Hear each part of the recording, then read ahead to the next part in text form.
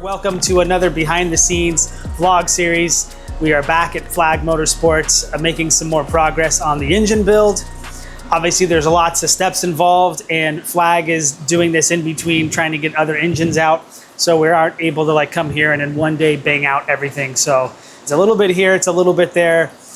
In the last episode, if you guys didn't see it, we were doing the honing and then we were also balancing the crank. So we're back at Flag and we're here to work on a couple specific things. So first and foremost, we have our ported cylinder heads back, and the next step of the process is doing valve guides. And the long block is done, it's cleaned, it's machined, and it's ready to start assembly. So depending on how much time we have, we should be able to see the entire long block get put together today. So pistons, rods, everything, drop in the crank. It should look much different today by the time that we leave. How's it going, Gabe? What's going on? I'm just standing around being nosy and probably not helpful. I don't know, what's new? So while Evan is setting up he's cutting valve guides. He's cutting the valve job. Cutting the valve job. No guides. No guides. I keep mixing that up. It's okay. Maybe that means we need to do valve guides because that's like stuck in my head for some reason. So we're using a donor block for this, right? This isn't a brand new crate engine. Correct. And we were joking earlier, you were cleaning the cylinders with automatic transmission fluid. I am. I need to know a little bit about that and then like how you guys go about cleaning these things because you guys do a lot of rebuilds, right? So you're getting somebody's junk. We've seen the tear down videos. The blocks are disgusting, amazingly disgusting. So what is the Flag process to kind of recondition the block before Evan starts assembly? Yeah, so obviously we're gonna start with machine work, any machine work that needs to happen to the block because it's gonna introduce a lot of metal. Metal shavings come off of surfacing, especially in a case with this block where we sleeved it. So it's really important to get everything perfectly clean. Oil passageways, any galleries in the block has to be perfectly clean. So one of the first things that we do is we're gonna hot tank it. We have a hot tank, commercial grade hot tank. It runs ZEP cleaner, so it's safe for the aluminum, does a really fantastic job. When you hot tank one of these, you need to be very careful when you're removing it so that you don't get flash rust on the cylinder bores. And so what we do is we immediately get water displacement, WD-40, onto the cylinders. We'll wipe them all down, we'll blow them all out with compressed air, and then we'll usually oil them down. When you've oiled a bore, and then we'll blow out the rest of the block again with compressed air, make sure that there's no water or anything in any of the galleries, any of the oil passageways, anything in the block. We usually then leave it dry for at least 24 hours. And we'll turn it over, rotate it in various ways to make sure that it's not puddling up anywhere. And it's hot here, so that happens pretty quick. It's hot here, yeah. So there's a lot of evaporation. So after that, you need to get into what we call like the final cleaning before assembly. And there's a lot of debate about this, but one of the things that we've seen that works really well to final clean a cylinder is automatic transmission fluid, ATF. People don't know this about ATF, but it is actually a detergent. So it does a really amazing job of not only removing the oil that we've put on the bore as a temporary measure, but it gets out any remaining honing grit from any of the scratches that we've put into the bore from honing. So you want to go through, you want to make sure any remaining honing grit is out of the bores, and you're basically giving a really nice surface for when you install pistons and rings. Okay. This is, again, a hotly debated subject in engine building, is what you actually put the pistons in with. So I'll come back to that in a minute. But when we're going for just the cleaning step, the ATF is fantastic for getting rid of any of the stuff in the bores like we talked about, but it also does a really nice job of being a good benefit for ring sealing because it burns off. And so this is a very old school methodology, but the classic engine builders, small block Chevy, big block Chevy guys, back in the old days, they would use a lot of ATF to get the ring seal because it burns off and because it's a detergent. So these are all good things. Sounds good. When it comes to actually installing the pistons, there is great debate, as with anything in this industry, about what you use to actually put the pistons in the bore. Some guys will tell you to oil up the whole bore. Some guys will tell you that the engine will absolutely explode when you oil the bore because you're getting oil above the top ring and the second ring and all of this. So what we tend to do is we'll put oil on just the skirt of the piston beneath that ring so that there's no debate about whether the oil is above the ring or not. and then we'll drop it in. Okay. And you can also use two-stroke oil. That's a very common thing that a lot of guys like to use. So you're basically looking to get good ring seal and not have any contaminants or too much lubricity in the way of getting those rings to seal. And that's why you don't use synthetic oil when you're breaking in an engine. Yeah, yeah. That's why you use standard oil. So this is a great debate with cleaning. I'm really excited to go over an engine break-in process with you guys too. Yeah. Also hotly debated, but everything is hotly debated. There's nothing that's not controversial. Yeah, I'm controversial being here. I'm female in an engine shop, so in California. In California. And what's taking so long? I don't think there's anything in this process that goes quickly. I'm sharpening our cutter bits that we use for cutting the actual valve job. These are called a form cutting bit, and they're made of carbide, and they have all of our angles into them. We custom order them to be our exact specification that we want, and there's a lot of trial and error that goes into picking these. But yeah, all I got to do is go through and go through my diamond lapping boards and get them sharpened, kind of like you're sharpening a kitchen knife or anything of that nature. You want a nice edge on this so it does a good job cutting. So I'm about halfway done with that, and yeah, we'll get the head mounted on next. You were saying the Rottler has one built Yeah, in? it comes with one that you can actually put the tool that holds this on and sharpen it really quickly, but it doesn't do as good of a job. And it takes off a lot of material. And these bits are expensive when we custom order them, so I tend to take my time and do a nicer job by hand, is kind of the theme of this business. So as always, you are the bottleneck yet again. Yet again.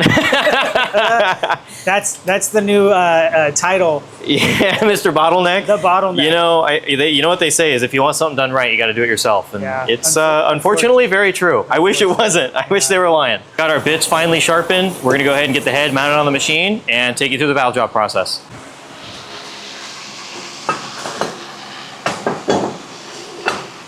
So this is a seat and guide machine. It's used for reaming guides, cutting seats, replacing seats, all that kind of work. It has an air float head, which allows me to turn on the air compressor, but it also allows me to move the head around very easily. So it's used to center up on the guide, which we'll get in and show you a lot more of the technical of how that works. But it allows this machine to center on what's there and do a really good job of cutting individual components. So it's a very specialized piece of equipment that's really only good at doing this kind of work. So we've got the head mounted up. I'm going to show you how I level it and level the head to it. So we're ready to cut some seats. And yeah, let's get into it. Next step, we've got our digital level. We need to level the cylinder head to get it exactly level in line with this cutter. So now the head is going to be exactly in the same plane this way. But the cool thing about LTs is they have a canted valve. So the intake valve is leaning this way, if you can tell. So if I go here, we're at 0 on the head because it's not really leaning. And then when we come down to the guide, we're at -4. To tilt this head of the machine over, I'm going to go ahead and loosen it with these two levers, and then I'll be able to rotate this to tilt it. So we need to go to about -4 degrees. I'm going to tilt the head, and you can see as I'm turning this, it's moving it over. Pilot at 3.9 degrees, and we come up here on the head of the machine, 3.9 degrees as well. So this head has been, or this pilot has been indicated level with this, so now we're safe to start cutting our intake seats. Now I'm making sure I'm not touching the head of the machine and actuating the air float for the head to allow the machine to settle and center over that guide.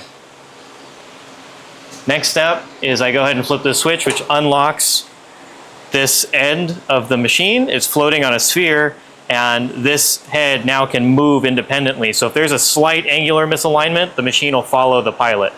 And turn on our spindle.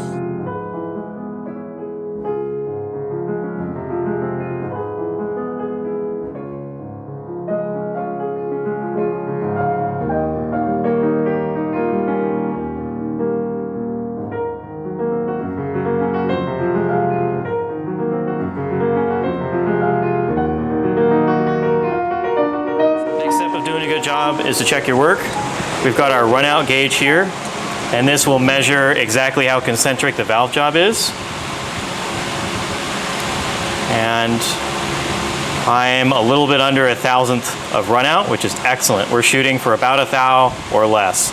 And so to hit that on such a large valve is really excellent. So a question and a comment. Sure. The first one is I'm glad I'm being able to see this because this is way more time consuming than I would have expected. yeah. I'm thinking when we're done with this, because cylinder heads are expensive, right? When Yeah. I'm talking to customers when they're they know they want to do a cam, but like, should I do heads? It's right.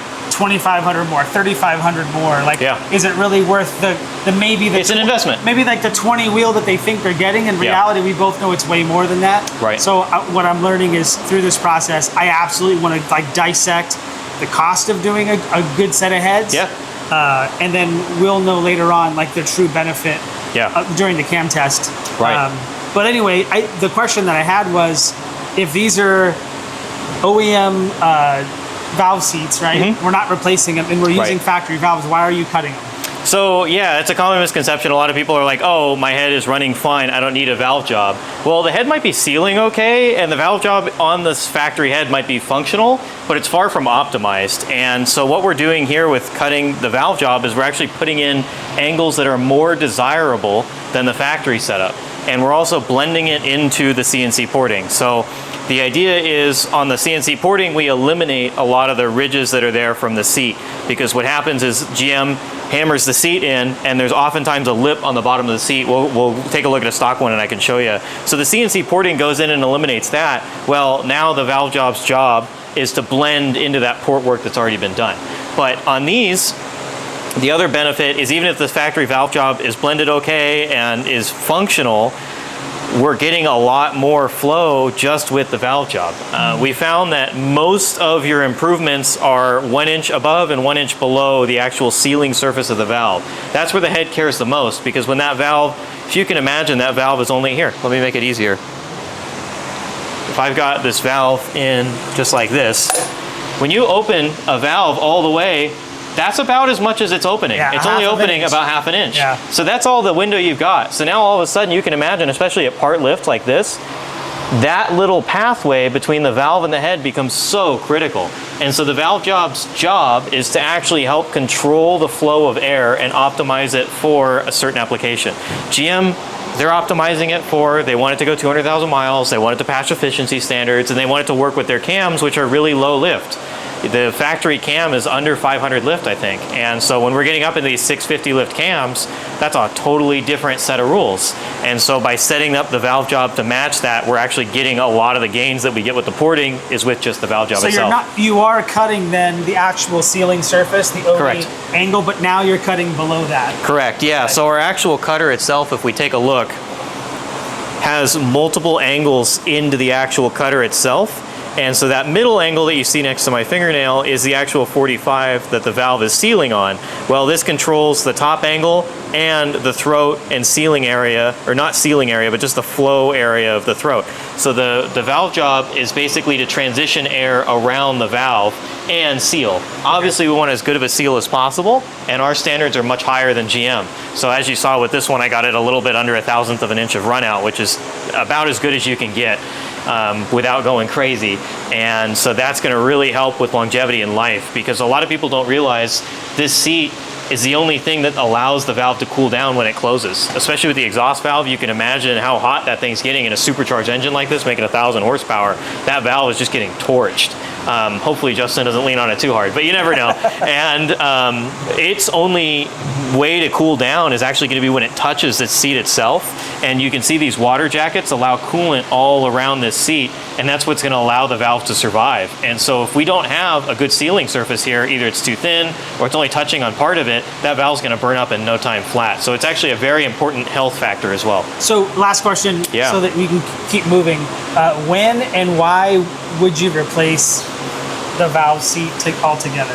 So the valve seats, generally with a factory style valve, like the hollow stem steel valves, the factory seats do really well.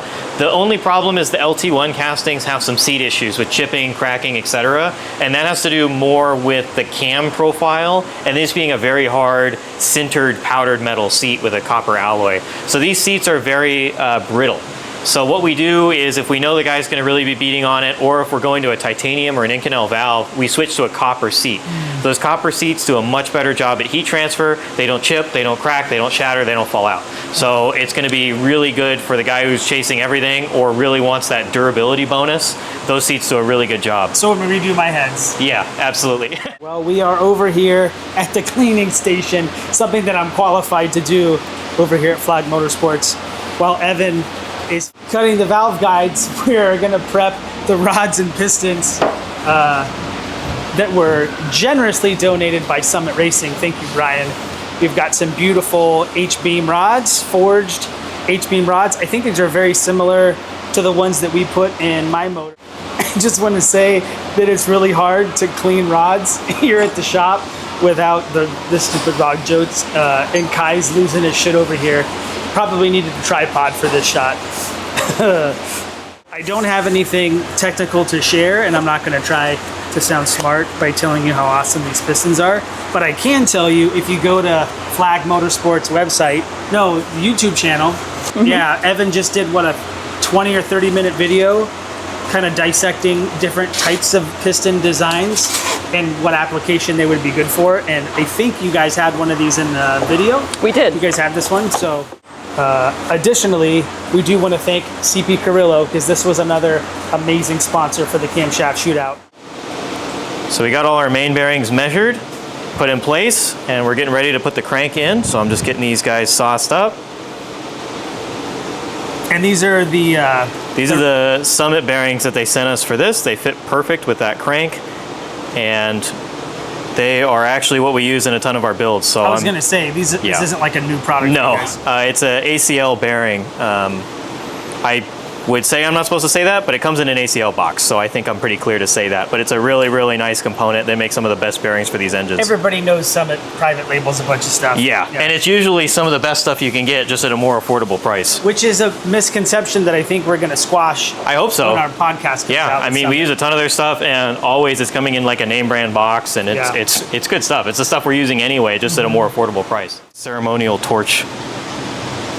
Without fucking it up. You got to go up just a pinch, Evan.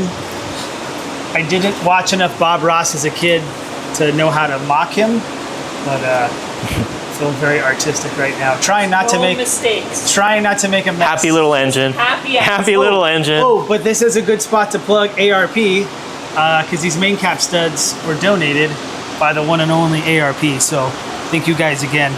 All of the hardware for the project is ARP, so keeping it consistent. It's not even it's like loose. It's loose.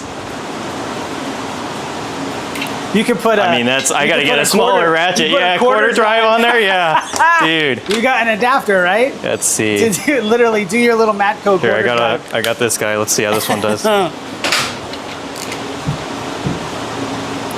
Oh shit! I mean, it's nothing. Yeah. Feels great. And and all that drag is from the assembly loop too. If I put this together with just oil, it would probably stay spinning when I let go. Oh, gotcha. Yeah. Time for pistons. Oh, hey, Evan. I did want to ask you about the sleeves that you use. I've always seen them touch, and yours don't. Ours don't. So the problem with having them touch is if the block contracts or moves, the sleeves will bind on each other and it'll actually create a tight spot. So I leave a tiny bit of clearance here. That also, I actually cut that out also. When I cut for the sleeves, there's still a tiny bit of material there. I specifically cut that out so when I'm putting the sleeves in, there's nothing for it to catch on because I've got such a thin little bridge. But the other nice thing about this style sleeve is because there's no big flats like some of the larger flange sleeves have that interlock. Those you have to replace in pairs because you can't get the interlock right by just trying to put one sleeve in. So it makes it really irritating for repairs. You got to replace both. This one, I can pull one single sleeve out, put in a new sleeve, and you're back to the races. Okay. So these work really well. They're super serviceable, and this is just kind of a, one of the shop favorites. Can I ask the brand? Yeah, so these are actually an in-house sleeve. We take all of our Dr. Pepper cans and crush them up and smelt them all right here. Yeah, they're cast iron. We special order them from a company and they make them for us, and yeah, they do really well. Which is? So first off, this is Aunt Jemima's maple syrup, which isn't going to hurt anything. But second off, so when we go to put the rod and piston in, the ring on the bottom is going to scrape all that oil down and keep it right on the skirt. Nothing's going to get past the rings. That's their actual purpose in operation as well. So this is just to help the skirts go down and make sure that we have a nice coating of oil for everything to ride on.